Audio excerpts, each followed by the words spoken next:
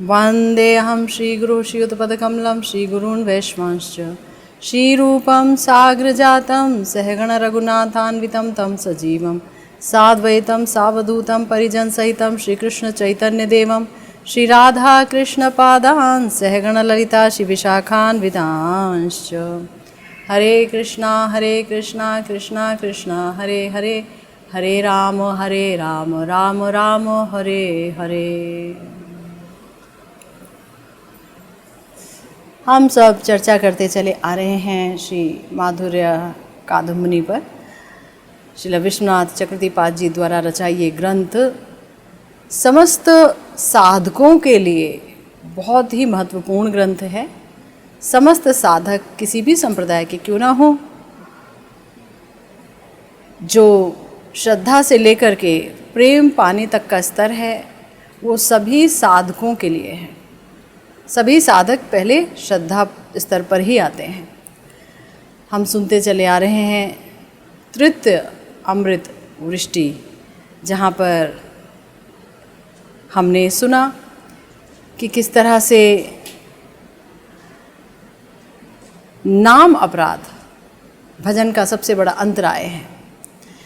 और ये तो था भक्ति से, यानी नाम का अपराध, और सेवा अपराध है, धाम अपराध है, या फिर ये कहिए कि अपराध से उत्थित जो अनर्थ हैं, अपराध से उठे हुए अनर्थ, अपराध से उत्पन्न जो अनर्थ हैं, वो भक्ति के प्रबलतम अंतराय हैं, प्रबलतम बाधाएं हैं, है ना।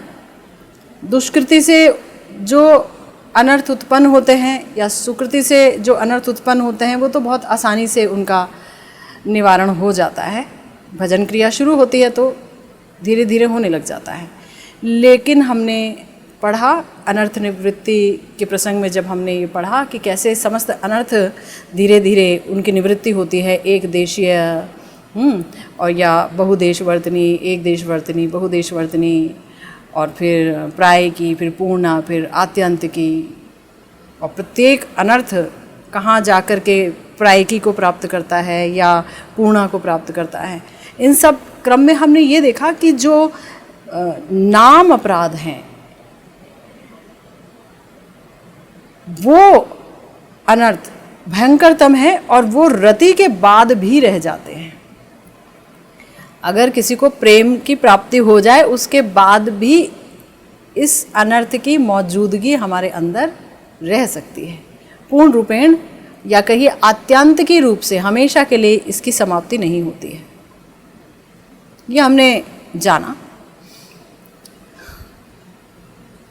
भक्ति से उत्थित अनर्थ हैं, वो भी धीरे धीरे समाप्त हो जाते हैं, लेकिन ये एक प्रबलतम अंतराय है। तो अब हम जो है चतुर्थ अमृत वृष्टि पर चर्चा करेंगे, जहाँ पर नैष्ठिकी भक्ति के बारे में बताया गया है। अब तक हमने जाना श्रद्धा से भक्ति की शुरुआत होती है, श्रद्धा का मतलब जाना, शास्त्र, गुरुदेव, साधु, इनके वाक्य पर पूर्णतम विश्वास, भगवान के प्रति पूर्ण शरणागति, और ये समझ लेना कि भगवद भक्ति से ही मेरा पूर्ण कल्याण होगा, मुझे अन्य किसी भी चीज़ की आवश्यकता नहीं है। ये श्रद्धा है। इसके बाद श्री गुरु चरण कमलों का आश्रय लेकर के हम दीक्षा प्राप्त करते हैं, दीक्षा के मंत्र प्राप्त करते हैं। इसके बाद शुरू होती है हमारी भजन क्रिया। ठीक है, जब ये तीन चीज़ें होनी शुरू हो जाती हैं जीवन में, तीन तक पहुंच गए हम, अब भजन क्रिया शुरू हुई, दीक्षा हो गई, अब भजन क्रिया शुरू हुई। अब इसके बाद हमारी अनर्थों की निवृत्ति होनी प्रारंभ होती है। अनर्थ बने नहीं रहते हैं। भजन क्रिया अनर्थों को धीरे धीरे समाप्त करती है। लेकिन हमने ये भी जाना कि जब हम भजन करते हैं तो उससे भी कुछ अनर्थ उत्पन्न हो जाते हैं। ये एक बहुत डेंजरस बात हमने जानी कि भजन करते हैं तो क्या अनर्थ उत्पन्न हो जाते हैं कि लोग पसंद करने लगते हैं हमें, क्योंकि हम जब भगवान के ही प्रिय होने लग गए तो लोगों के भी प्रिय हो गए, तो प्रसिद्धि हो जाती है, प्रतिष्ठा हो जाती है, पैसा आने लगता है, नाम होने लगता है, शोहरत होती है। और जब व्यक्ति इसमें डूबने लगता है तो उसे लगता है कि देखो मैं भजन तो कर रहा हूँ, एक ना एक दिन तो मेरा कल्याण होगा ही, लेकिन ऐसा होता नहीं है। वो जो भजन है वो उसके इसी खरपतवार को बढ़ाता चला जाता है, और जो भक्ति की जो मूल बेल है वो स्टंटेड हो जाती है, स्तब्ध हो जाती है, उसकी कोई ग्रोथ नहीं होती है, वो ऊंची मतलब ये उसका जो विकास है ऊपर की तरफ होना बंद हो जाता है। ठीक है ना, ये भक्ति से उत्थित अनर्थ है। तो आज गुरुदेव कह रहे हैं, एक श्लोक बोला गया है, शृण्वताम स्वकतः कृष्णा पुण्य श्रवण कीर्तनः हृदयन्त्यः स्थो हि अभद्राणि विधुनोति सुहृत् सताम नष्ट प्रायेषु अभद्रेषु नित्यं भागवत सेवया भगवत्युत्तम श्लोके भक्तिर्भवति नैष्ठिकी इति। श्रीमद् भागवतम के प्रथम स्कंद के द्वितीय अध्याय का यह है 17वां श्लोक। तो ये जो श्लोक है बहुत इम्पोर्टेंट श्लोक है। वास्तव में हमारे श्रील विश्वनाथ चक्रवर्तीपाद जी ने अभी तक जो कुछ बताया है वो इस श्लोक के अनुसार ही बताया है। तो गुरुदेव अपनी पीयूष कणा व्याख्या में बता रहे हैं कि श्री विश्वनाथ चक्रवर्तीपाद इससे पहले श्रद्धा, साधु संग, अनिष्टता पूर्वक भजन क्रिया और अनर्थ निवृत्ति का वर्णन कर चुके हैं, और अब इस चतुर्थ अमृत वृष्टि में निष्ठा के विभिन्न स्तरों का वर्णन होगा। अभी तक हमने ये जाना कि जब हम दीक्षा ले लेते हैं तो हमारा भजन प्रारंभ होता है दीक्षा के तुरंत बाद, और आमतौर पर व्यक्ति एकदम कहने लगता है कि मुझे जो अनुभूतियाँ होनी चाहिए, अनुभूतियाँ क्यों नहीं हो रही हैं। अब तो मैंने मंत्र भी ले लिए, सदगुरु भी कर लिए, सद संप्रदाय में भी आ गए, अब तो हम तो बहुत ही अच्छा करते थे भजन, लेकिन अब जब हमने दीक्षा ले ली है तो अब क्यों नहीं ये सब हो रहा है। तो बताया कि भजन क्रिया तो शुरू ही दीक्षा के बाद होती है, नंबर 1। नंबर 2 कि इस भजन क्रिया का नाम होता है अनिष्टता पूर्वक भजन, अनैष्ठिक भजन, दीक्षा लेने के तुरंत बाद। पहले वहाँ पर उत्साहमयी भजन होगा कि हम करेंगे, इतने बजे उठेंगे, सब शुरू हो जाता है। फिर घन तरला स्टेज बताई गई, फिर विषयों के साथ संग्राम होता है। पहले जो हम विषय का भोग करते थे, संग्राम करते हैं, नहीं विषय का भोग नहीं करेंगे, है ना। फिर व्यूढ़ विकल्पा और भी बहुत सारे जो भी स्तर बताए गए, वो सारे स्तर हमारे साथ चलते रहते हैं। तो वो सारे जो स्तर बताए गए वो थे अनिष्टता पूर्वक भजन के। जब वो भजन क्रिया शुरू हो जाती है तो ये सारे स्तर हमारी ज़िंदगी में आते हैं। कभी तो मन लग रहा है, कभी मन नहीं लग रहा है, या कभी कुछ हो रहा है तो कभी कुछ हो रहा है। फिर उसके बाद उसी भजन क्रिया से, मगर उस भजन में इतना बल होता है कि उससे हमारी अनर्थों की निवृत्ति होनी भी प्रारंभ हो जाती है। तो गुरुदेव बोल रहे हैं कि अब चतुर्थ अमृत वृष्टि में निष्ठा स्तर की वर्णन होगा। पहले बताया गया है कि भजन क्रिया 2 प्रकार की होती हैं, अनिष्टता पूर्वक भजन क्रिया और निष्ठता पूर्वक भजन क्रिया। अनिष्ठता पूर्वक भजन क्रिया और निष्ठता पूर्वक भजन क्रिया क्रम पूर्वक अब इन दोनों भजन क्रियाओं का वर्णन बताना होगा। अनिष्ठता पूर्वक भजन क्रिया का उत्साहमयी आदि 6 दशाओं का वर्णन किया गया। उत्साहमयी, घन तरला वगैरह आपने सुना। और निष्ठता पूर्वक भजन क्रिया क्या होती है अब उसका वर्णन होना चाहिए था, किंतु उससे पहले ही अनर्थ निवृत्ति की बात बता दी गई। हमने अनर्थ निवृत्ति की जब बात सुनी तो वो कई हफ्तों तक चलती रही, है ना।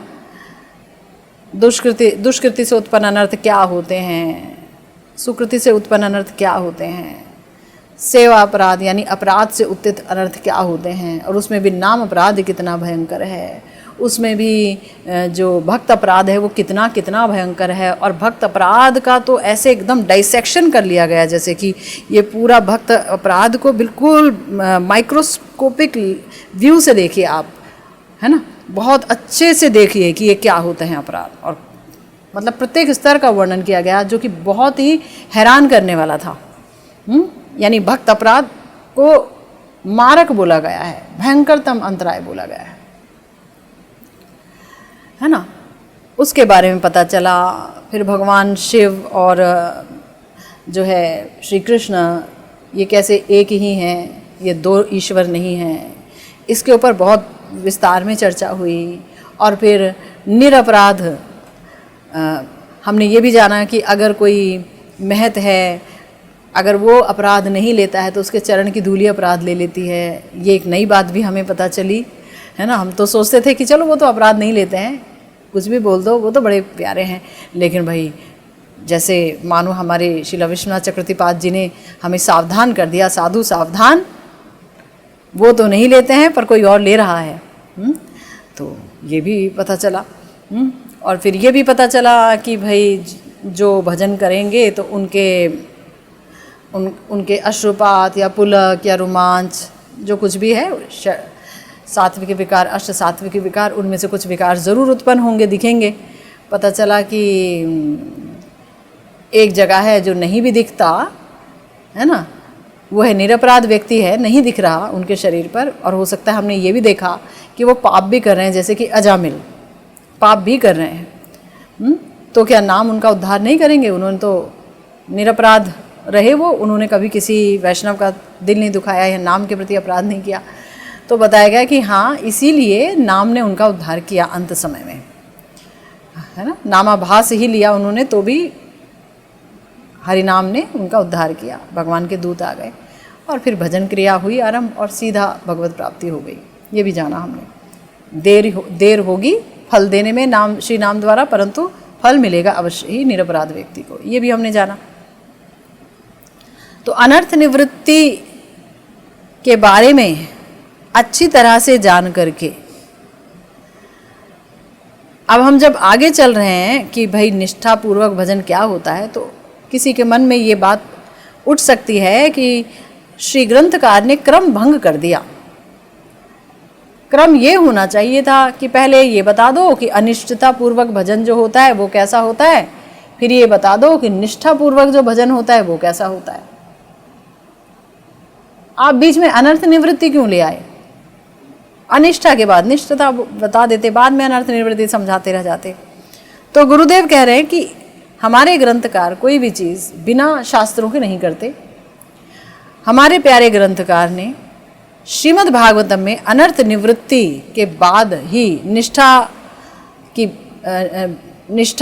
का वर्णन किया, क्योंकि श्रीमद् भागवतम के ये जो श्लोक है, शृण्वता ही कथा स्वकथा कृष्णा, इस श्लोक में जो बताया गुरुदेव ने कि शृण्वताम स्वकथा कृष्णा पुण्य श्रवण कीर्तना, इसका मतलब पहले बताया कि जिनका नाम गुण लीला आदि का श्रवण कीर्तन अतिशय पुण्यमय है, साधु गणों के सुहृद वही श्री कृष्ण अपनी कथा श्रवणकारी व्यक्ति के हृदय में प्रविष्ट होकर उनका समस्त अमंगल और विषय वासना आदि भी नष्ट कर देते हैं।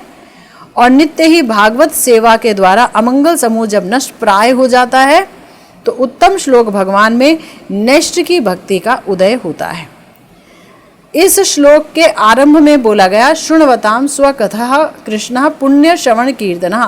पुण्य श्रवण कीर्तन श्री कृष्ण अपने कथा श्रवणकारी के यहाँ तक अनिष्ठा पूर्वक भजन क्रिया की बात ही बोली गई है।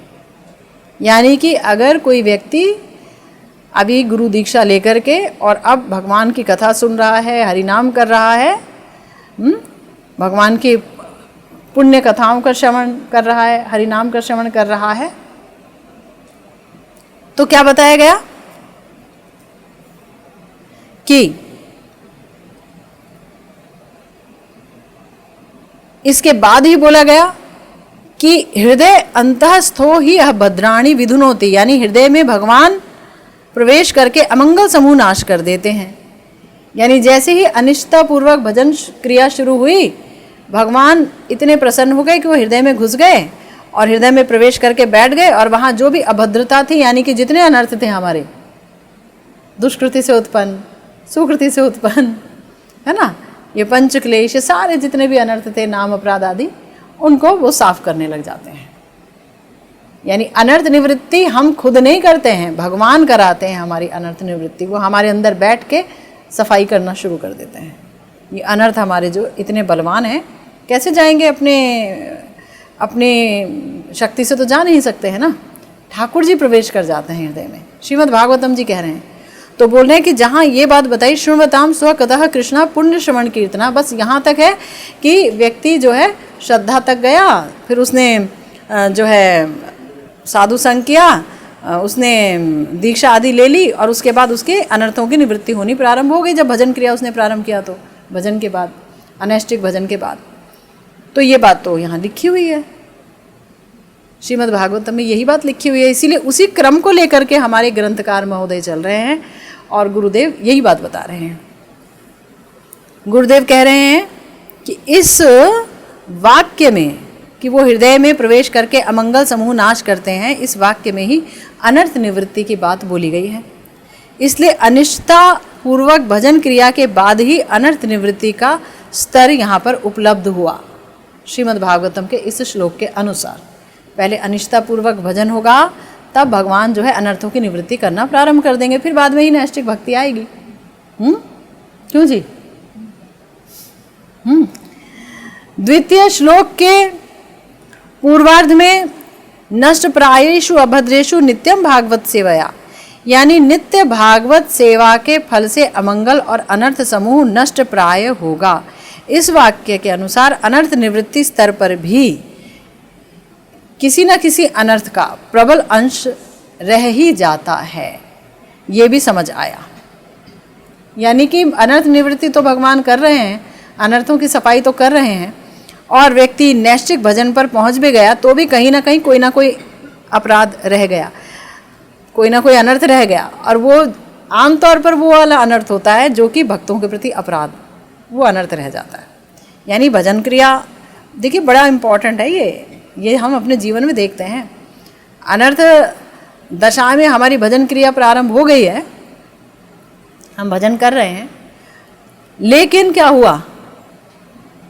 लेकिन समस्या हो गई। समस्या क्या हो गई कि उस दशा में भी भजन करते करते अनर्थ जो है जा नहीं रहा है ना। यानी अनैष्टिक रूप से भजन शुरू हुआ तो उसके बाद अनर्थ निवृत्ति प्रारंभ हो गई, और फिर निष्ठा का उदय हुआ तो भी अनर्थ निवृत्ति पूरी हो गई, ये नहीं हुआ, कुछ ना कुछ रह गए। प्राय की शब्द बोला गया ना, देखो ना श्लोक क्या कह रहा है, देखो श्लोक क्या बोला, नष्ट प्रायेषु अभद्रेषु। नष्ट प्रायेषु, हमारे जो अभद्रता या जो अनर्थ हैं वो प्रायः समाप्त हो गए, यानी कुछ रह गए। ये क्यों नहीं कहा गया कि पूर्ण समाप्त हो गए, यानी कुछ रह गए। तो इसलिए यहाँ पर गुरुदेव कह रहे हैं कि श्रीपाद ग्रंथकार ने जो अनर्थ निवृत्ति के 5 स्तर बताए हुए हैं, प्रत्येक अनर्थ के 5 स्तर हैं। चाहे कोई तो भजन क्रिया के बाद ही समाप्त हो जाता है, कोई कहीं पर जाता है, कोई कहीं पर, विभिन्न प्रकार के अनर्थ, और उनके विभिन्न प्रकार के 5 तरीके हैं सफाई के। ठीक है ना, सफाई के 5 ही तरीके हैं, छठा कोई तरीका नहीं है हर प्रकार के अनर्थ का, चाहे नाम अपराध हो, चाहे दुष्कृति से जात, चाहे सुकृति से जात अनर्थ हो। ठीक है, ये हम पिछली दफ़ा सुन चुके हैं, आप अपने उस लेक्चर को दोबारा से सुनिएगा। तो एक देशवर्तनी, बहुदेशवर्तनी, प्राय की, पूर्णा और आत्यांत की 5 प्रकार की अवस्था का वर्णन किया गया। जैसे कि प्रेम को प्राप्त करने के लिए 9 सोपान बताए गए ना, कि भाई श्रद्धा है, फिर उसके बाद जो है साधु संग है, फिर भजन क्रिया है, फिर अनर्थ निवृत्ति है, फिर निष्ठा है, फिर उसके बाद रुचि है, फिर आसक्ति है, भाव है, और फिर प्रेम है। ये 9 स्तर हैं। तो 9 स्तर बताए गए कि 9 स्तर रहेंगे, यानी तुरंत ऐसा नहीं है कि किसी ने भजन करना प्रारंभ किया तुरंत प्रेम तक आ गया, ऐसा नहीं होगा। ये इन 9 फिल्टर्स में से पानी निकलेगा तो कहीं साफ होगा। इसी तरीके से जो प्रत्येक अनर्थ है हमारा, वो 5 तरीकों से ही उसकी सफाई होगी, 5 तरीके से ही साफ होगा। पहले थोड़ा सा साफ होगा, फिर थोड़ा ज़्यादा साफ होगा, फिर तकरीबन पूर्ण साफ होगा, है ना, प्राय की, फिर एक अन्य स्तर पर जाकर के पूर्ण हो जाएगा, फिर एक और स्तर पर जाएंगे भक्ति के, तो वो संपूर्ण हो जाएगा, यानी आत्यंतिकी हो जाएगा। जिसमें से हमने ये जाना कि भक्त अपराध आत्यांतिकी प्रलय, यानी भक्त अपराध आत्यांतिकी रूप से समाप्त तभी होता है जब भगवत दर्शन हो जाते हैं। प्रेम प्राप्ति के बाद जब भगवान के साक्षात दर्शन भी हो जाए और सेवा भी मिल जाए, और जब तक ऐसा नहीं होता तब तक भक्त अपराध रहने की और करने की संभावना बनी रहती है। कितना भयंकर है।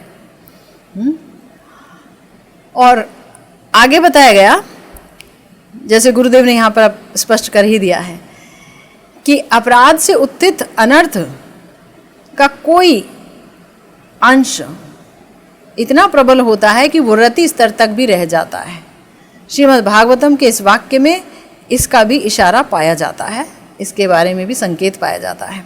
श्री रूप गोस्वामी जी ने जो बात कही है, आदौ श्रद्धा ततः साधु संगो अथ भजन क्रिया तथो अनर्थ निवृत्ति स्यात्, इस प्रकार से उन्होंने क्रम दिखाया है। इससे भजन क्रिया में अनिष्टता दशा के बाद यहाँ भी अनर्थ निवृत्ति के बाद ही निष्ठा की बात बताई गई है। इसलिए अनर्थ निवृत्ति के बाद नैष्ठिक भजन क्रिया का वर्णन उचित है। इस समय नैष्ठिक भजन क्रिया का विषय के बारे में आलोचना की जाएगी, बताया जाएगा। ठीक है ना। यहाँ पर गुरुदेव ने नटशेल में ये बताया, संक्षेप में, हमारे ग्रंथकार भी ये बता रहे हैं कि किसी के हृदय में अगर ये प्रश्न उठे कि जब आपने अनैष्ठिक भजन क्रिया की बात बताई थी तो आपने अनर्थ निवृत्ति पे इतना सारा कुछ क्यों बता दिया, हम तो मतलब दिशाहारा हो गए, अनर्थों में ऐसे फंस गए, अपराध अपराध अपराध। जैसे कि आजकल आप लोग भी कह रहे हैं, जो भी कार्यक्रम सुनता है या देखता है वो ये कहता है कि माता जी बहुत डर लग गया है, अपराध अपराध बहुत हो गया। तो यहाँ पर मैं यही कहना चाहूँगी कि डरने की बात नहीं है, सचेत होने की बात है। हमेशा श्री विश्वनाथ चक्रवर्तीपाद जी का हमें धन्यवाद अदा करना चाहिए, धन्यवाद कहना चाहिए, गुरुदेव को धन्यवाद कहना चाहिए कि हे गुरुदेव, आपने इतना माइन्यूट वर्णन किया है, इतना सुंदर संपूर्ण वर्णन कर दिया है समस्त अपराधों का, ताकि हम लोग सतर्क रहें। ऐसा ना हो कि खुलेआम किसी को भी डांट दिया, किसी की बुराई कर दी, क्योंकि सब चीज़ तो देख रहे हैं ना ठाकुर जी। और भगवान भक्तों में भी है और भक्त भी भगवत स्वरूप हैं। ये बात तो हम कभी नहीं भूल सकते, भूलना नहीं चाहिए। अब आगे गुरुदेव कह रहे हैं, इस समय अब नैष्ठिक स्तर के लक्षण का वर्णन होगा। निष्ठा का अर्थ होता है नैश्चल्य, यानी भजन में अगर स्थिरता आ गई उसे ही कहते हैं नैष्ठिक भजन क्रिया। भजन में अगर स्थिरता आ जाएगी उसे ही कहते हैं नैष्ठिक भजन क्रिया। भजन अब आप जब कर रहे हैं तो आपका मन यहाँ वहाँ नहीं भाग रहा है, स्थिर हो गया। हाँ, इतना अब मुझे करना ही है, अच्छा लग रहा है, निष्ठा हो गई ठाकुर जी में, भक्तों में, श्रीमद् भागवतम में, शास्त्रों में निष्ठा उत्पन्न होगी। निष्ठा का परिचय यही है कि अब मन जो है विचलित होना बंद हो जाएगा, प्रश्न उठने बंद हो जाएंगे भजन के बारे में, गुरुदेव के बारे में, इसके बारे में, उसके बारे में। अब तो स्थिर हो गया मन, अब तो लग गया। अब जैसे कहते हैं ना, अब मेरा मन लग गया। ये नैष्ठिक भजन क्रिया है, नैष्ठिक भजन क्रिया। तो ये सब होता है जब काफ़ी हद तक हम लोगों का अनर्थ निवृत्ति हो जाता है। उसके बाद नैष्ठिक भजन क्रिया शुरू हो जाती है। और गुरुदेव कह रहे हैं कि अनर्थ दशा में साधक भजन में निश्चलता, स्थिरता लाने का बहुत प्रयास करता है, लेकिन बेचारा असफल हो जाता है। मेरे से ये नहीं हो रहा, इस बार ये नहीं हो रहा, मैंने तो बहुत कोशिश की वो करने की, मैं वो नहीं कर पाया, इस बार ये नहीं, वो नहीं, ये नहीं, वो नहीं। यानी अभी अनर्थ निवृत्ति ही चल रही है। क्योंकि देखिए, मैं आपको बताऊं, मैंने किसी महात्मा से बात की तो उन्होंने कहा, देखो अनर्थ निवृत्ति ऐसी नहीं है कि आपने इधर दीक्षा ली उधर अनर्थ निवृत्ति हो गई। बहुत समय लगता है अनर्थ निवृत्ति में, बहुत वर्ष। और हमने किए भी तो इतने अनर्थ हैं, पिछले जन्मों के भी हैं, अभी तो भजन क्रिया प्रारंभ हुई है। और साथ साथ अभी भी हमारे अंदर कुछ कुछ अनर्थ चल ही रहे हैं। जब गुरुदेव कह रहे हैं कुछ, तो ऐसा है कि जहाँ पर ये बताया है कि प्राय के रूप से ही नष्ट हुआ है, कुछ रह गया है, प्राय है, कुछ है ना, नष्ट प्राय है या भद्रेशु, कुछ रह गया है। तो ये जो रह गया है ये बड़ा खतरनाक है। क्या रह गया, कितना रह गया है, और ये रह गया भी है तो परेशान करेगा ना। ये ऊर्ध्व गति थोड़ी ना आने देगा हमारे भजन में पूरी तरह से, या हम पूरी तरह से डूब जाएंगे, ऐसा थोड़ी ना होगा। तो अनर्थ की दशा में निश्चलता नहीं आएगी भजन में। कारण ये है कि अनिष्टता पूर्वक जब हम भजन कर रहे हैं और निश्चलता नहीं आ रही है, यानी हम स्थिर नहीं हो पा रहे हैं, तो उसके 5 लक्षण दिखेंगे। क्या हो रहा है? जैसे हम कहेंगे कि हम अस्थिर हैं, तो 5 चीज़ें दिखेंगी। तो वो 5 चीज़ें क्या हैं? लय, विक्षेप, अप्रतिपत्ति, कषाय और रसास्वाद। ये 5 अंतराय हमारे हृदय में विराज करते हैं, जिसके कारण भजन में निष्ठा उत्पन्न नहीं होती है। ये 5 अंतराय क्या हैं ये जान लीजिए। पहला है लय। लय बड़ा ही भयंकर अंतराय है और इसके कारण हमारे भजन में स्थिरता नहीं आती है। कभी इतनी माला हो गई, कभी ये हो गया, आज हम जो है स्मरणांग भजन नहीं कर पाए, आज ये वो लगा ही रहता है। लय का मतलब होता है कीर्तन करते हैं या श्रवण करते हैं कथा का या स्मरण करते हैं, तो धीरे धीरे नींद, और नींद से भी ज़्यादा नींद और उससे भी ज़्यादा नींद चली आती है। इसका नाम है लय।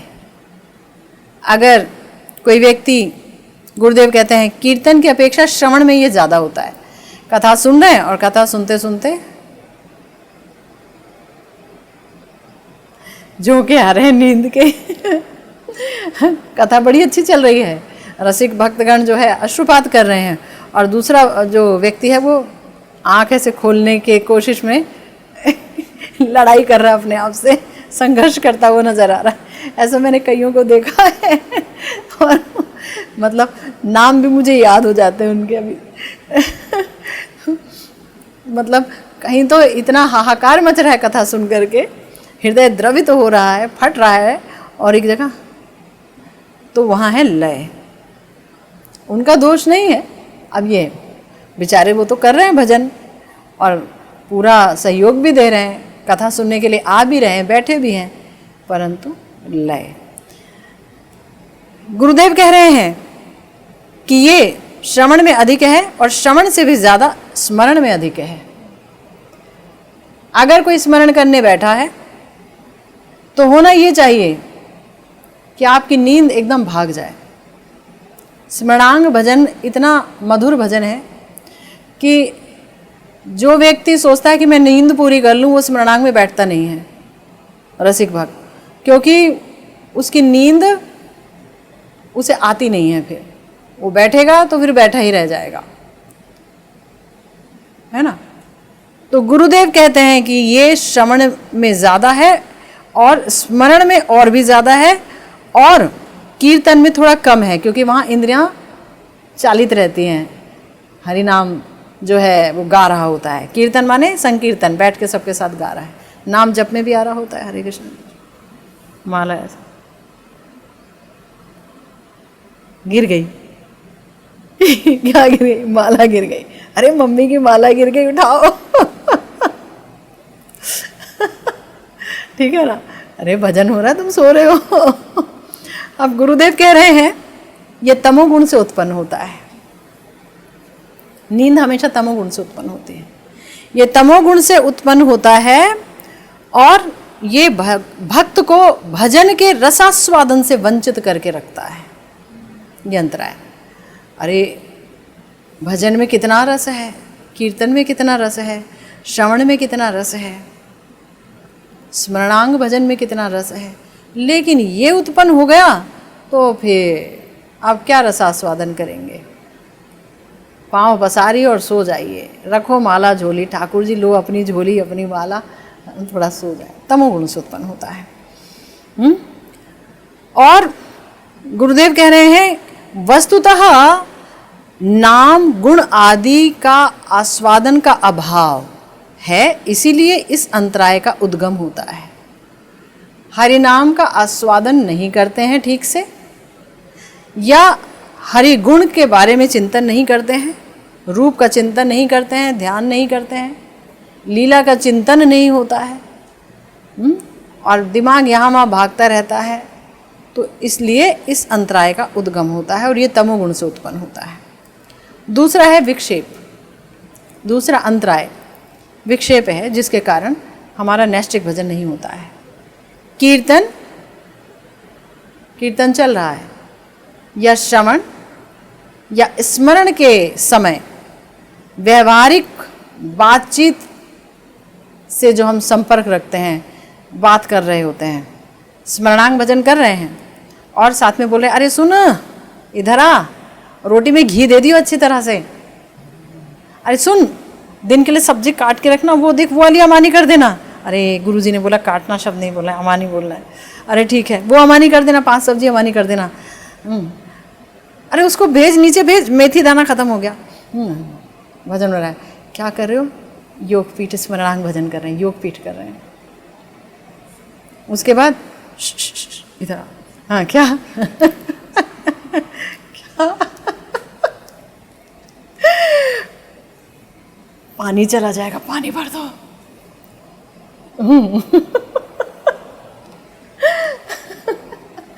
योग पीठ हो रहा है या फिर निशांत लीला हो रहा है। निशांत लीला में भी इसी तरीके की नाटकबाजी चलती रहती है। बातचीत कर रहे थे, सुनते हो? हाँ दूध फट जाएगा, दूध चढ़ा देना तो पतीले में भजन करके आ रही हूँ। अच्छा ठीक है। ये व्यवहारिक वार्ता जो कि कीर्तन के समय भी होगी, हरि नाम चल रहा है या हम कीर्तन गा रहे हैं, कीर्तन चल रहा है, बड़ा मधुर, रसिक भक्त तो बेचारा डूबा हुआ है और हम अरसिक, और हमने अपना शुरू कर दिया, पता है ये ठीक है, और उधर से 10 ऑर्डर लगा रहे हैं, उधर से बोल रहे हैं कि मम्मी का ये तो भजन ऐसे ही चलता रहता है, इनसे बात की जा सकती है, कोई समस्या नहीं, आप बात कर लो। कोई बेचारा सोच करके ये सोच के ये तो भजन में है, बात तो नहीं करेंगे अभी, अरे सब चलता है इनके साथ, आप बात कर लो, और वो अपना शुरू हो जाते हैं। ये जो व्यवहारिक वार्ता, स्मरण के दौरान, श्रवण के दौरान कथा चल रही है और उस समय भी आप बातें कर रहे हैं। अरे कथा एक एक शब्द जो है पता नहीं कितने हृदय की गहराइयों से निकली है। हमारे प्यारे गुरुदेव का एक एक शब्द जो है वो कितना वज़नदार है, कितना भारी है, उस पर हम मनन तो नहीं करते हैं, मगर क्या करें। और गुरुदेव कह रहे हैं कि हाथ में माला लेकर संख्या पूर्वक कीर्तन भी चलता रहता है और जन संग में विविध प्रकार की विषय वार्ता का आलाप भी चलता रहता है। हमारा ध्यान जो है सिर्फ ये रहता है कि माला पूरी हो जाए, कितनी हो जाए, ये तो मेरे साथ होता रहता है। बात भी चलती रहती है, तूने वो एडिटिंग कर दिया, वो भेज दिया, कितने बजे का टाइम है, नेक्स्ट कथा कब होगी, और कहाँ लक्ष्य रहता है, इतना नाम तो करना है, इतना तो कर लूँ, है ना। सर पर बड़ा बोझा धरा पड़ा है, अब नाम का आस्वादन ही नहीं है तो बोझा लगेगा, तो बड़ी बड़ी समस्या है। विक्षेप, इसे विक्षेप कहते हैं। श्रवण, कीर्तन और स्मरण काल में व्यवहारिक वार्ता के संपर्क का नाम है विक्षेप। गुरुदेव कह रहे हैं कि स्वभावतः साधक के चंचल और विक्षिप्त, जो साधक का चंचल और विक्षिप्त चित्त है, जो हिल गया है चित्त किसी विषय का चिंतन करने से या किसी भी कारण से, तो वो नाम को स्पर्श नहीं करता और वो विषय की कथा रस में ही निमग्न हो जाता है। केवल संख्या पूर्ति की तरफ लक्ष्य रहता है हरि नाम में। इतना हो गया, इतना हो गया, इतना हो गया, इतना हो गया। नाम रसास्वादन से साधक वंचित हो जाते हैं। जहाँ हमारे श्री रूप गोस्वामी जी कह रहे हैं कि हरि नाम का इतना आस्वादन है कि मैं करोड़ों कान और करोड़ों जिह्वा की स्पृहा रखता हूँ, जिसे सुनकर श्री हरिदास ठाकुर जी कह रहे हैं कि मतलब ऐसा श्लोक ही हमने कभी नहीं सुना। नाम का इतना सुंदर, नाम के आस्वादन को जो वर्णन कर रहा है, ऐसा श्लोक श्री रूप जी ने दिया। तो वहीं पर हम देखते हैं कि हरिनाम हो रहा है, लेकिन यांत्रिक रूप से हो रहा है, और यांत्रिक भी नहीं हो रहा है, बातें करते करते हो रहा है, और हाथ में माला भी है, सब चल रहा है। अब ये बात अलग है भाई, कुछ नहीं कर रहे हैं, उससे कुछ तो हो रहा है ना। आप कलयुग इतना गहरा रहा है, कहाँ हम सोचेंगे कि नैष्ठिक भजन होगा इतनी जल्दी। लेकिन तो भी जो हो रहा है और जो नहीं होना चाहिए, बात उसकी हो रही है। क्या होना चाहिए वो गुरुदेव बता रहे हैं कि जो हो रहा है वो नहीं होना चाहिए, है ना, उसी को कह रहे हैं कि होना चाहिए। तो नाम के आस्वादन से, नाम रस आस्वादन से वंचित हो जाते हैं हम। श्रवण काल में भी इसी प्रकार से क्या होता है कि जब भागवती कथा शुरू होती है, गुरुदेव व्यासासन पर बैठ गए या कोई कथाकार व्यासासन पर बैठकर और कथा बोलने लगे, तो क्या होता है, पीछे बैठ करके बातें चल रही होती हैं, आदमियों की, औरतों की, गप्पे हाँक रहे होते हैं। कथा चल रही है, भगवान की कथा चल रही है, पर एक एक शब्द ध्यान से सुने, वहाँ ध्यान नहीं है, या नींद आ जाती है, या बातें करने लगते हैं, या गप्पे हाँकने लगते हैं। और गुरुदेव कह रहे हैं ये इसलिए होता है क्योंकि अंदर अंतराय है। इसीलिए इस अंतराय के फल स्वरूप स्मरण काल में भी साधक का चित्त स्मरणीय भगवद रूप, गुण, लीला आदि को त्याग कर इधर उधर विषयों में भ्रमण करता है, और ये रजोगुण का कार्य है। विक्षेप रजोगुण का कार्य है, और लय जो है वो तमोगुण का कार्य है। तीसरा है अप्रतिपत्ति, यानी लय और विक्षेप के अभाव में भी कई बार ऐसा भी होता है कि ना तो नींद आ रही है और ना हम किसी से बात ही कर रहे हैं, पर मन नहीं कर रहा भजन करने का, मन नहीं कर रहा इतना हरि नाम करूं, अब मन ही नहीं कर रहा जी गुरुदेव जी की कथा सुनूं, मन ही नहीं कर रहा है ना, पढ़ने का भी मन ही नहीं कर रहा। यही बताया कि लय और विक्षेप के अभाव में भी कभी कभी साधक का चित्त श्रवण और कीर्तन आदि का सामर्थ्य लाभ नहीं करता है, चित्त लगता ही नहीं है, उधर जा ही नहीं रहा है। मन जो है वो एकदम निरुत्साहित होता है, और साधक एकदम भजन के मामले में आलसी सा हो जाता है, मुझसे नहीं हो रहा इतना माला।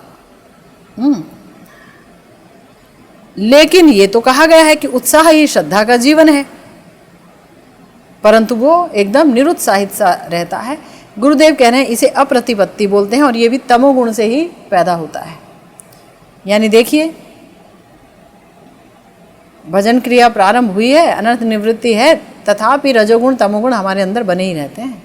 नैष्ठिक भजन करते समय भी रजोगुण और तमोगुण पूरी तरह से समाप्त नहीं होते हैं, रहते ही हैं।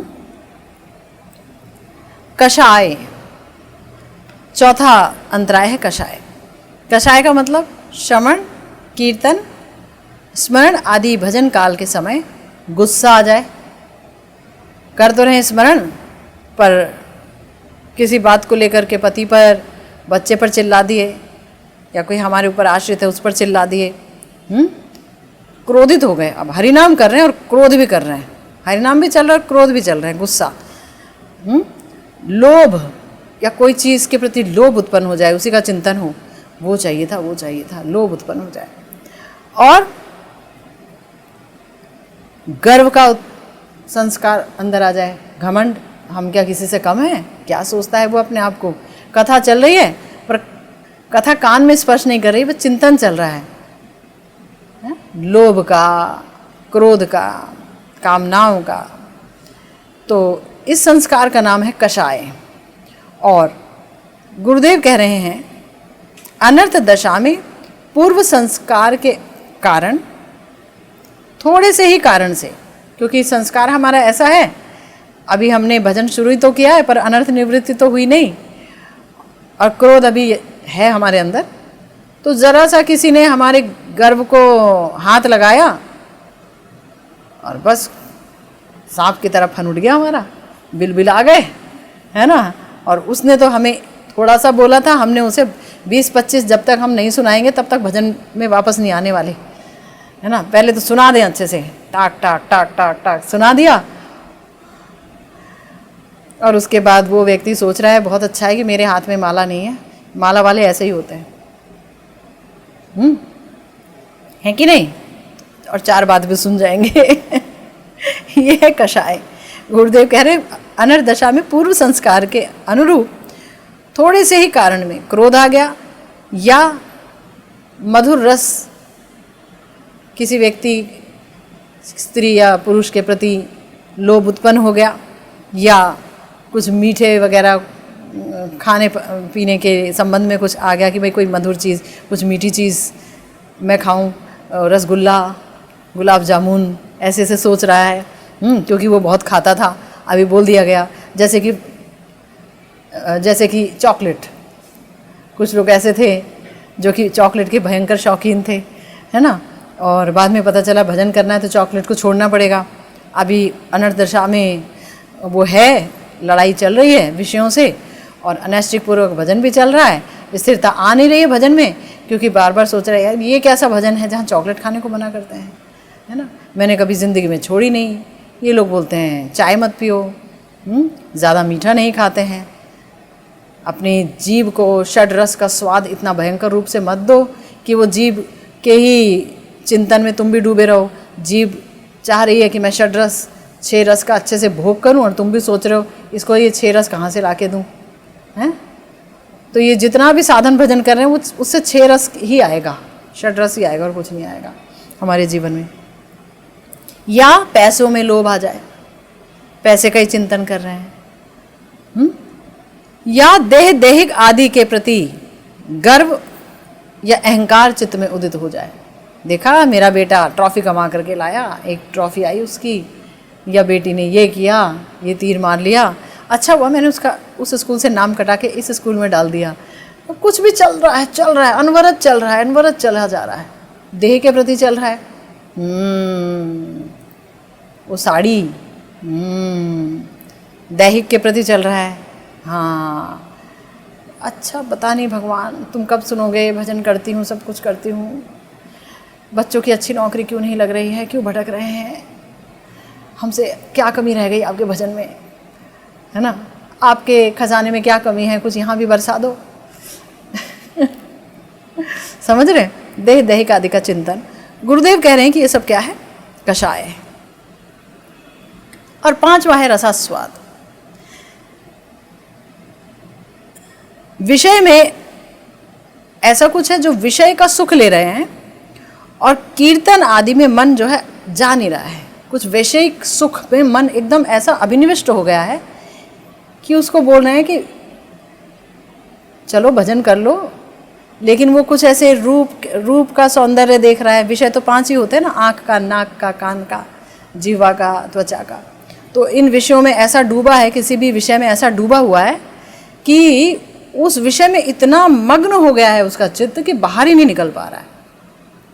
और भजन अरे कर लेंगे, कभी समय पड़ा है ना, हम देख रहे हैं समय करना है, इतनी माला हो जाएगी, अभी इसका चिंतन करने दो, अभी ये वाले मज़े लेने दो। समझ रहे हैं? तो ये क्या है, रसास्वाद। ये भी 5वां अंतराय है भजन का। ये हमारे चित्त को नैष्टिक भजन स्तर पर नहीं लाने देगा। आज क्या बना रहे हो किचन में, है ना, कर लूँगी ना, रात पड़ी है, 32 माला तो करनी है, कर लूँगी। किचन में आज मैंने ये अमानी की, आज ये बना रहे हैं जी, अच्छा किस लिए बना रहे हो, ये खाने में बड़ा अच्छा लगता है, वो बड़ा बेकार लगता है।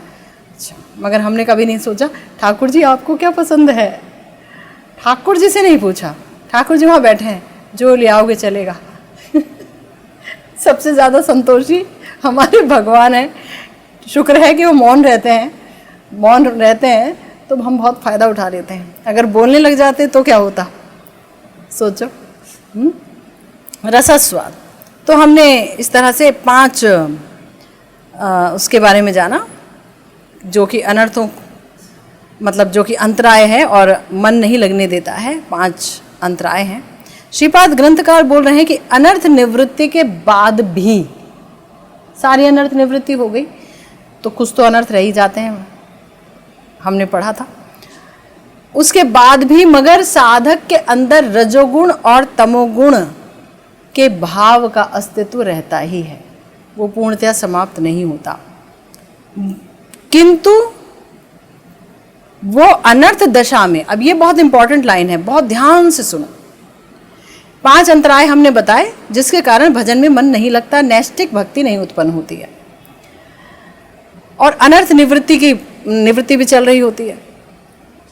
अनर्थ निवृत्ति के बाद भी रजो और तमोगुण का अस्तित्व रह जाता है। अब यहाँ गुरुदेव ने कहा कि लेकिन अनर्थ दशा में ये जो 5 अंतराय जिनकी अभी चर्चा की, ये भजन में भयंकर बाधक होते हैं, परंतु निष्ठा के स्तर पर ये बाधक नहीं होते। ये बाधक नहीं होते, अबाधक रूप में मगर पड़े रहते हैं अंदर। रजोगुण तमोगुण पूरी तरह मिटता नहीं है, पर अब वो बाधा नहीं देगा। अब वो कहेगा भैया अब तुम्हारे शरीर के साथ हम भी आए पड़े, अब हमें भी रख लो अपने पास, है, अब तुरंत तो हम नहीं जा सकते, लेकिन हम अलग पड़े रहेंगे, बीच में नहीं आएंगे। अब आपका भजन बहुत तीव्र हो गया है, अब हमारी आने की क्षमता नहीं है, पर पड़े रहेंगे, पूर्ण रूपेण अभी जा नहीं सकते। तो अब यहाँ गुरुदेव बता रहे हैं कि इस वृष्टि के आरंभ में ही श्रीमद् भागवतम का जो श्लोक बताया गया, वहाँ पर बताया कि भक्तिर्भवति नैष्टिकी तदा रजस तमो भावः काम लोभादयश्च ये चेत एतेरना विद्धम स्थितम सत्वे प्रसीदति। यानी कि नैष्टिकी भक्ति के उदय से काम और लोभ आदि के द्वारा चित्त अनाविद्ध होकर शुद्ध सत्व में स्थित होकर प्रसन्न होता है। कितनी वंडरफुल बात है। अगर नैष्टिक भक्ति उदित हो गई तो काम और लोभ अगर मन में है भी, अंदर है भी, अभी समाप्त नहीं हुए हैं, तो भी चित्त को अब वो छेदते नहीं हैं, वो आराम से पड़े रहते हैं। समझ रहे हो? वो पड़े हुए हैं इनएक्टिव फॉर्म में, एक्टिव नहीं है, अनाविद्ध होकर शुद्ध सत्व में स्थित हो जाते हैं और चित्त जो है प्रसन्न रहता है। इन्हीं लोगों के चक्कर में चित्त अप्रसन्न रहता है। जितने अभी सारे अनर्थ बताए, अपराध बताए, कषाय बताए, माने 5 अंतराय बताए, क्लेश बताए, इसलिए हमारा चित्त अप्रसन्न रहता है। हमें कोई दुखी कर नहीं सकता, हम दुखी अपने आप के कारण होते हैं। तो यहाँ पर गुरुदेव कह रहे हैं कि इस श्लोक में चाकार है। इसका अर्थ ये है कि काम अगर है और लोभ अगर है तो इसका मतलब रजोगुण और तमोगुण के भाव भी अंदर मौजूद हैं, नैष्ठ की भक्ति के स्तर पर भी। अनर्थ निवृत्ति हो गई है ना, कुछ एक अनर्थ रह गया है कहीं से, और काम और लोभ भी पड़ा हुआ है इनएक्टिव फॉर्म में। अब ये चित्त को छेदता नहीं, विद्ध नहीं करता, बट इट इज़ देयर। हमने एक जगह पढ़ा भी था कि भाई जो व्यक्ति जितना कामी होगा वो उतना बड़ा प्रेमी निकल जाएगा, अगर वो उसका काम भगवान को अर्पित हो गया तो।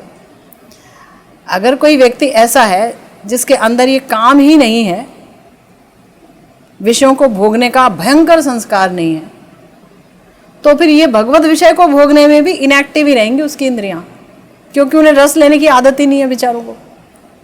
आप समझ रही है, जो 5 इंद्रियां हैं, ये 5 इंद्रियों से जो भयंकर रूप से संसार का रस ले रहा था, और अगर प्रभु की कृपा से, गुरुदेव की कृपा से वो 5 इंद्रियां भगवान में लग गई अच्छे से, तो जो उसे आँखों से, मन से, नाक से, कान से, जिह्वा से, जीभ से, त्वचा से जो उसको रस मिलेगा, उसकी आत्मा उस रस में, उस रस को पाके अभिषिक्त होकर जो विभोर होगी, वो एक ऐसा व्यक्ति कि जिसने कभी सांसारिक रस तो है ही नहीं, वहाँ कुरस है, पर वो सांसारिक कुरस में भी उसने प्रेम नहीं किया, तो वो व्यक्ति जो है उसको बहुत समय लगेगा शायद, क्योंकि संस्कार नहीं है रस को भोगने का, तो वो भगवत रस को क्या भोगेगा, है ना। अब आप देखिए ना, जैसे हम तुलसीदास जी का ही देख लीजिए, श्री तुलसीदास जी, और या बिलमंगल ठाकुर जी का ही देखते हैं कि उन सामने ही ठाकुर जी आ गए, उनके तो प्रकट हो गए। तो काम और लोभ जो है वो एक कई बार ऐसे इंग्रेडिएंट हो जाते हैं, वो ऐसे, क्या बोलना चाहिए, वो इतना सहायक हो जाते हैं काम और लोभ, कि हरि कथा को सुनने का भयंकरतम लोभ, भगवत रूप माधुरी देखने का भयंकरतम लोभ, जबरदस्त लोभ। भयंकरतम शब्द गलत है, मगर क्या करूं, ज़्यादा पढ़ी लिखी नहीं हूं, मतलब पांडित्य भाषा नहीं आती मुझे वो शैली मेरी नहीं है, बोलचाल की भाषा है, तो मतलब ज़बरदस्त लोभ। तो वो जो लोभ है, वो जो कामना है प्रिया प्रियतम के रस को पाने की, उनकी सेवा को पाने की, ये कामना, ये अगर काम नामक चीज उसके हृदय में हो ही ना, बिल्कुल शुरुआत से ही वो निष्काम हो, तब क्या होगा?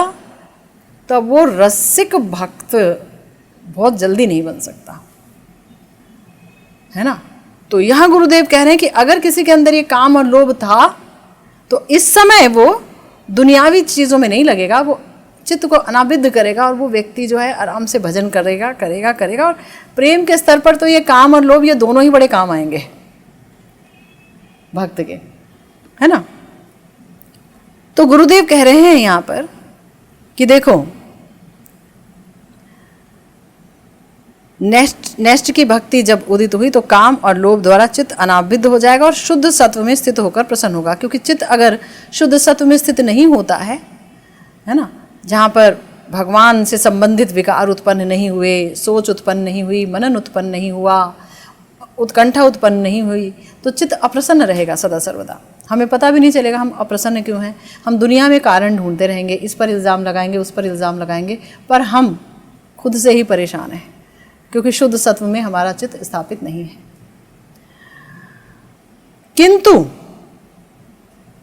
किंतु ये लोभ, ये काम, ये रजोगुण, ये तमोगुण जो हमारे अंदर तब भी रह जाएगा, अब भजन का व्याघातक नहीं होगा, भजन का अंतराय नहीं होगा, भजन को बाधित नहीं करेगा, वो अबाधक रूप में साधक के अंदर बैठा रहेगा।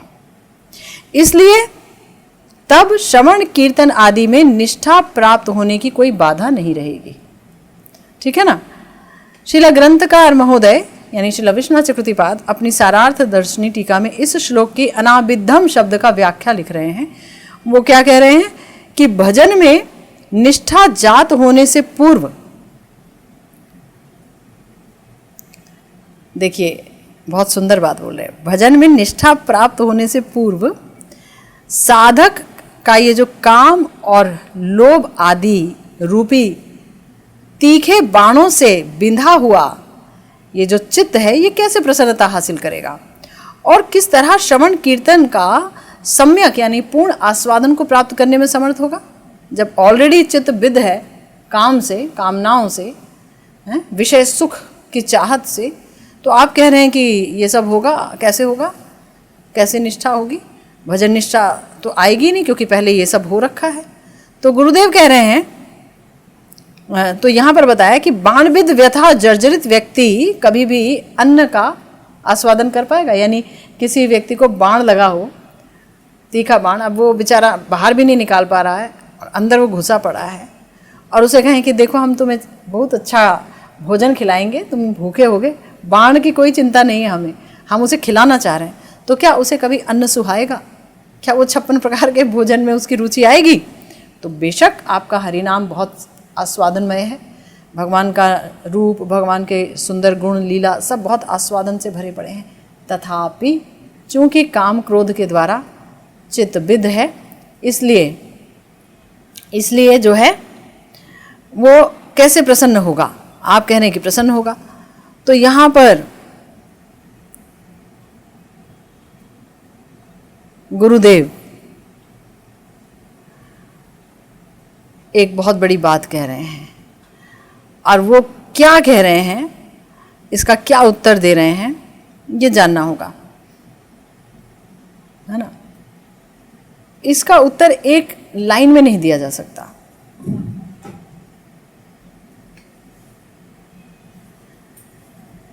इसका उत्तर एक पंक्ति का नहीं है, इसके उत्तर की बड़ी व्याख्या है, और इस व्याख्या पर ही चर्चा करेंगे हम अगली दफ़ा।